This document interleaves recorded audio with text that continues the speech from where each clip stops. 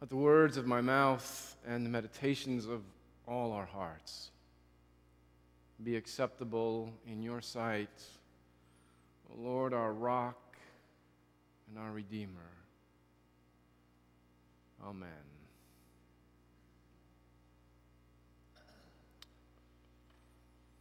Today,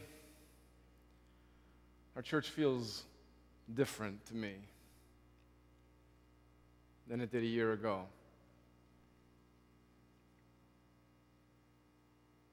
A year ago, I could count on meeting Glenn Schultz standing by the door every Sunday morning, offering some encouraging word as I came into the sanctuary to lead the congregation in worship.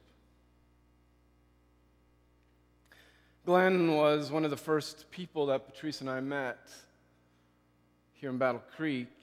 We bumped into him and Kathy at the Beckley Road Meijer during our first trip to the grocery store. Most of our possessions were still in boxes waiting to be unpacked, but we didn't have any food in the house.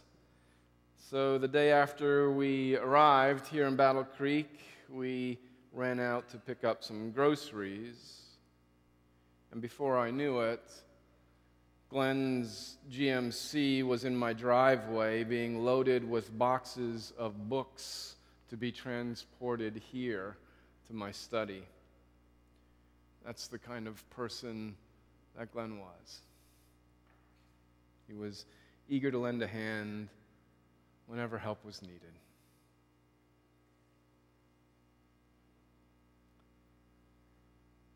Every Sunday morning, Alan Harmon would greet me with his inspiring enthusiasm and unbridled optimism. Alan was the chair of the search committee that brought me here to Battle Creek nearly 8 years ago, and his loyalty and his support for my leadership has never wavered. But for the past few years, Alan has been struggling with an aggressive and incurable brain cancer that's left him exhausted and depleted. Alan hasn't been able to join us here in worship for some time now.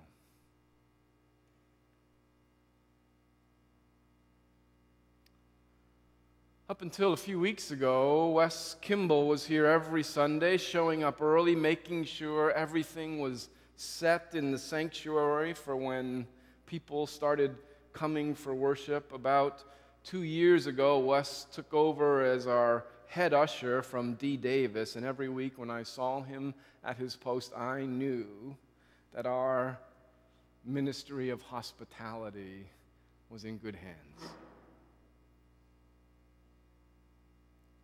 Wes was also a member of the search committee that called me to this church. All throughout my time here, he checked in with me on a regular basis to see how I was doing.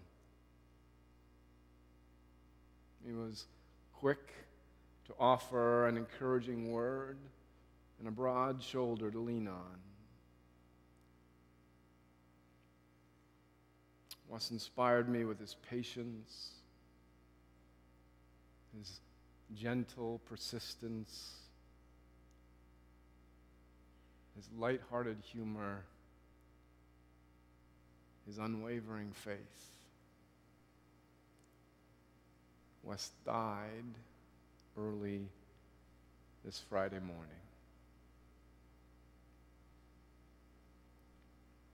Today, our church feels very different to me than it did a year ago. I suspect that it does for everyone in this room for different reasons. Our church experience is shaped by our own networks of relational connections. And those connections are constantly changing.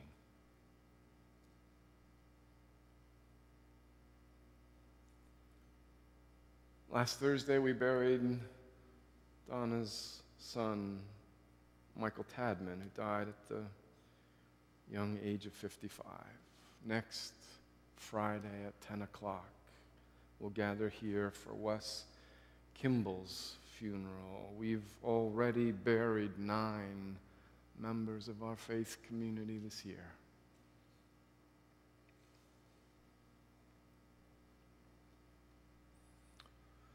In the epilogue of her book, The Gift of Years, Joan Chittister reminds us that the constancy of life is an illusion. Week after week, we expect things to remain the same, but of course, they don't. Not indefinitely. As we move through life, we are constantly losing connections with people we've known and loved, people we've depended on and admired, people we imagined would always be with us to accompany us on life's journey. Our relational connections are always in a state of flux.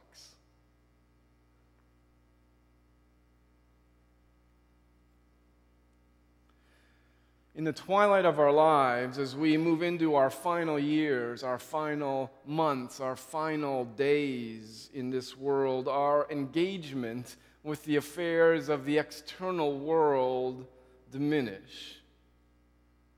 And our focus gets drawn more and more to our inner lives, to the inner workings of our bodies, to letting go of all the things we struggled so fiercely to accumulate, to opening ourselves to the mystery of the life that awaits us beyond the life we have known in our mortal flesh. Chittister closes her book on the gift of years with these reflections on what she refers to as the twilight period of our lives. It's time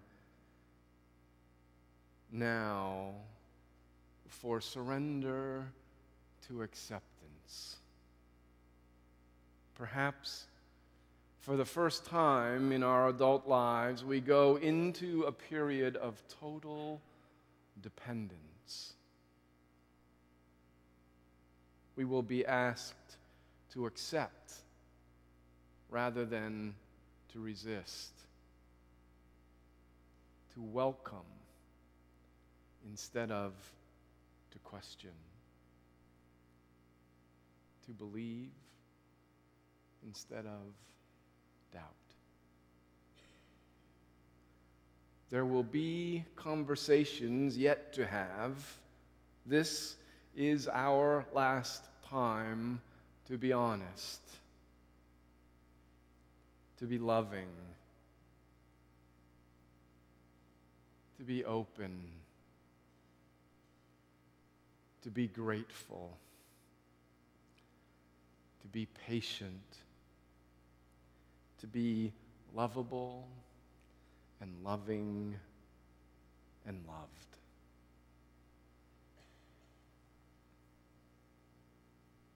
This morning, as we conclude our series on the spirituality of aging, I want to invite us to take some time to reflect on what it means to end our lives well.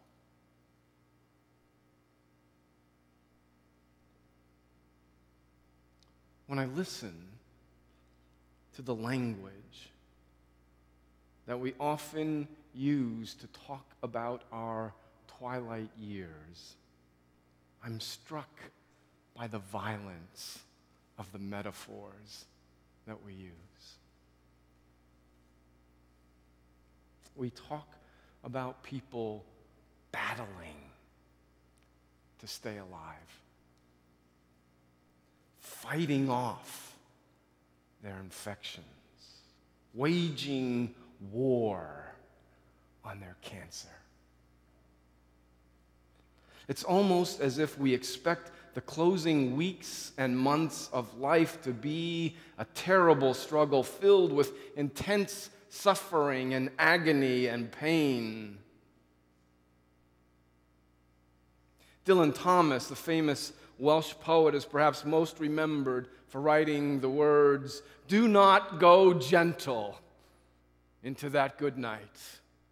Old age should burn and rave at the close of the day. Rage, rage against the dying of the light."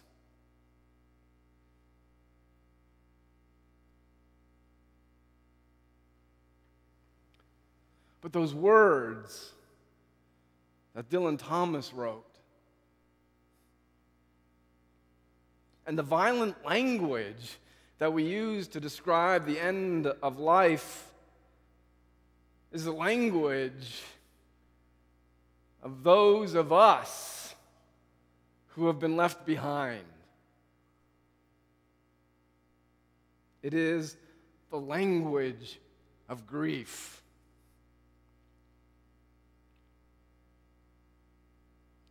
Language that expresses our suffering, our pain.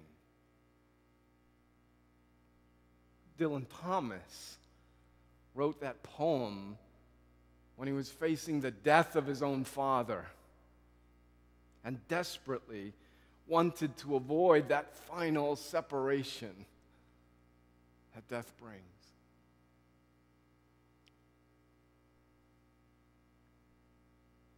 There is almost no pain that cannot be controlled with medication today.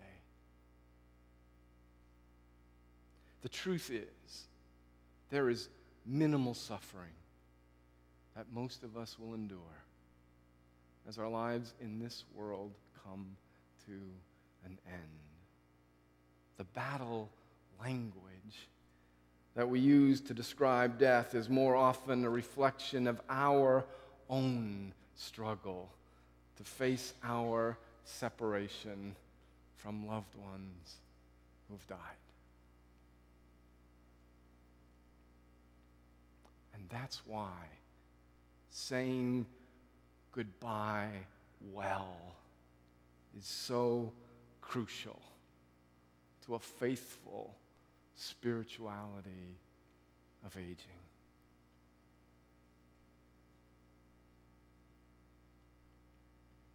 In our gospel lesson for this morning, we heard familiar words from Jesus' farewell speech. We've shared them before in this series, but this morning I want us to focus on just one key phrase. As Jesus was assuring his disciples that they would not be orphaned, that they would not be left alone in the world, that they would not be abandoned or forsaken, Jesus said, on that day, you will know that I am in my Father, and you in me, and I in you. That's the language of legacy.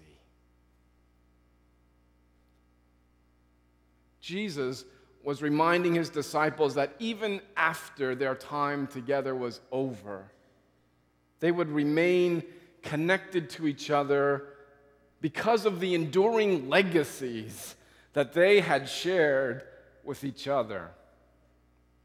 Jesus had been changed by the relationships that he shared with his disciples. The disciples had been changed by the relationships they had shared with Jesus.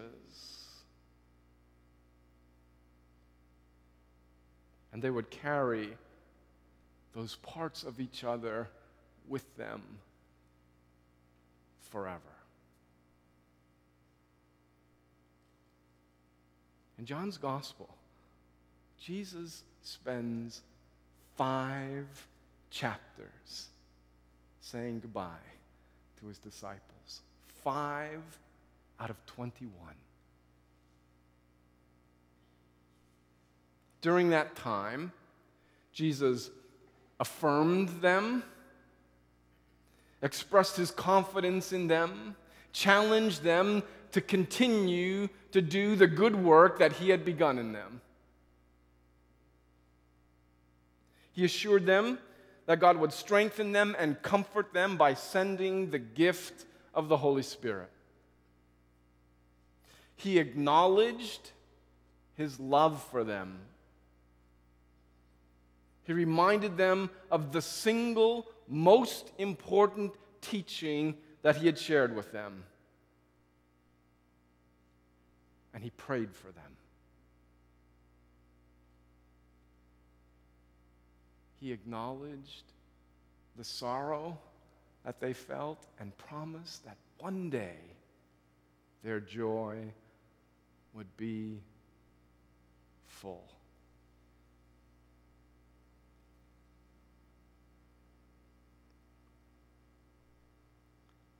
He recognized the struggles that lay ahead for them and assured them that they had the courage and the faith sufficient to overcome all things. Almost a quarter of the Gospel of John is dedicated to saying goodbye. That's something we should pay close attention to. I am convinced that part of what it means to end our lives well is to acknowledge the legacies we've shared with each other.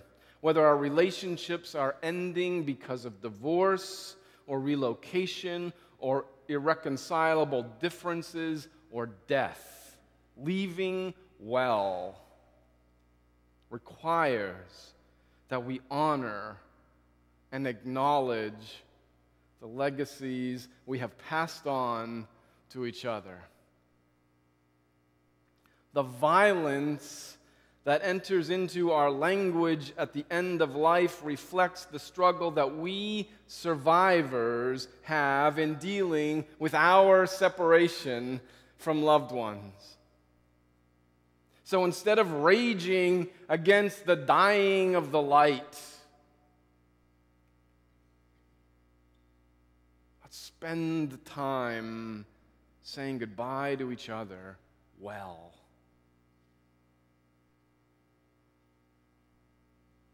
By talking about the important lessons that we've learned from each other, the ways in which our lives have been impacted by the experiences we've shared together, the parts of each other that are too precious for us to ever release.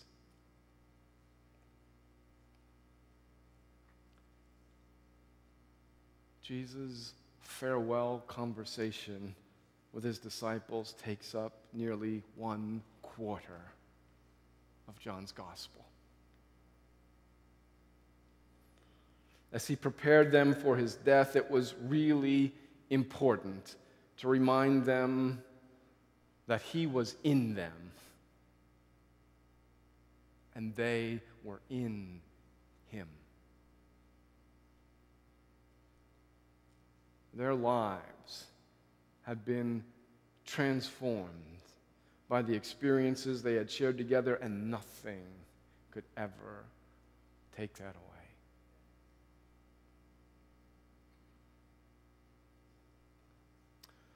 When someone leaves without saying goodbye, it does violence to our soul.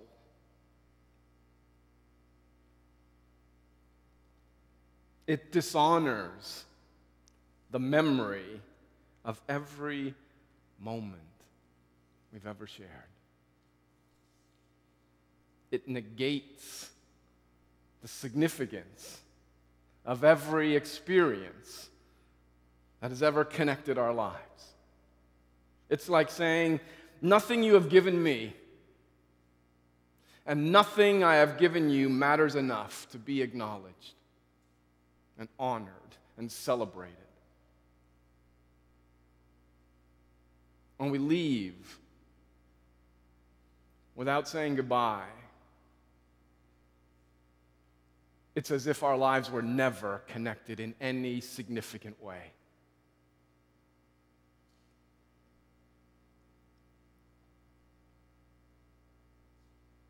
One of the gifts of years in the twilight of our lives comes with the realization that life ends not with a battle, but with an embrace. Not with struggle, but with relief. Not with fear, but with trust. Even though I walk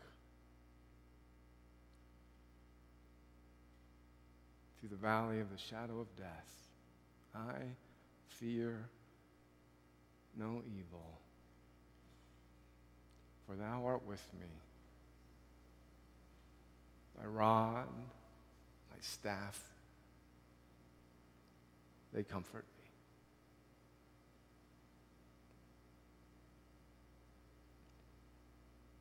We don't need to wage war at the end of our lives. The grace, the mercy of God will deliver us from death to life everlasting. The gift that's ours to share is the gift of ending life well, of saying our goodbyes and celebrating the legacies we've been blessed to give and receive all throughout our earthly lives. Amen.